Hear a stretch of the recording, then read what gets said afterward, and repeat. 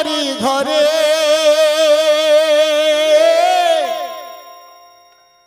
জলে গো প্রদীপ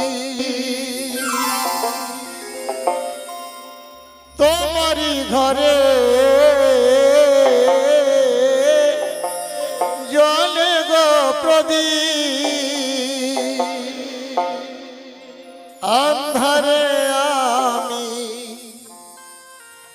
আন্ধারে আমি কেঁদে মরি ভালোবেসে ভিখারি হলাম তুমি হলে রানী গো ভালোবেসে ভিখারি হলাম তুমি হলে রানী। আয়ন ঘোষকে বলেছে রাধারানীকে বলছে রাধে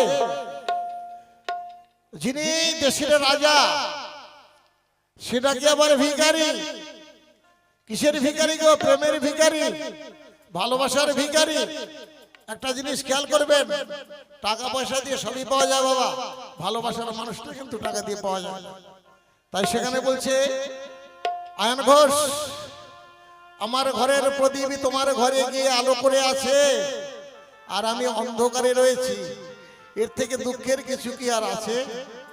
ব্যাপারটা এখানে প্রাণগোবিন্দ ভগবান বলছে শুনুন। তোমারি ঘরে জল গো প্রদীপ তোমারি ঘরে জল গো প্রদীপ আন্ধারে